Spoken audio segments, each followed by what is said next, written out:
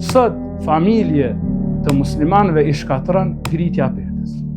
Ka qenë një Thabit ibn Qais, shok i pejgamberit sallallahu alaihi wasallam. Gruaja e tij shkon një herë tek pejgamberi alayhis salam i thotë ja Rasulullah, ky është burrim përpara krejt xhamatit. Thotë ja Rasulullah, ky është burrim. Pasha Allahun, as nuk pa akuzoj në moral, e as nuk pa akuzoj në fe. Mirë po du mu nda për ti. Po du mu nda për ti. Thotë la utikuhu, sun për jashë syt, sun për përballoj. Pejgamberi alayhis salam ja lejon me një kusht. Thotë a ja kthen mehrin që ai ta ka dhënë, kopshtin, ajo thotë ja kthej bel ezid, kof nevoja edhe pishtoj diçka.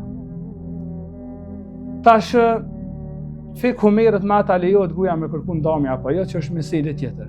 Neve na intereson një gjë mjaft me rëndësi. Çka e shtyri gruan e Thabitit me kërku ndarje prej burrit të saj, kur po thot as pa akuzojnë moral, as në fe. Arsyen e kemi gjetë në transmetimin e Nesaiut. Në transmetimin e Nesaiut, ajo grua i ka thënë pejgamberit sallallahu alaihi wasallam: Inni rafa'tu janib al-khiba fa ra'aytuhu fi 'iddah. Thot një ditë i dërguari i Allahut e ngrita perdën e dhomës time. Pra, e qita kryt në dritare. Thot fa ra'aytuhu fi 'iddah. E pash Thabitin i shkon me dëshok si kallabllak. I shkon thot mesin e disa njerëzve. Thot fa idha huwa ashadduhum sawadan wa aqsaruhum qamatan wa aqbahuhum wajha. Ma i ziu, ma i shkurti, thot edhe ma i shëmtuare i shkon Thabiti. Thot pe asaj dite s'm pesha. Çka e shtyri gruan që ishte shumë rahat në shtëpinë e saj? Me thon pejgamberi ai sa ndon për tina. E shtyri ngritja e perdës. Thot e kum ngrit perdën edhe shikova për rreth.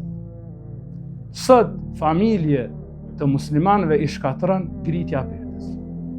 Nashta jo ngritja e perdës së shtëpisë, po ngritja e perdës së TikTokut, të Instagramit. Tu shikua të ödde njerëz shumë, edhe rrethana të shumta, edhe gjendje të mira, masanaj për një mes unë e përballon burri gruan, as gruaja burrin. Arsyeja është shumë e thjeshtë. Njeriu ndikohet. Është ndiku gruas sahabiut, sahabike ka qenë. E nuk po ndikohemi ne.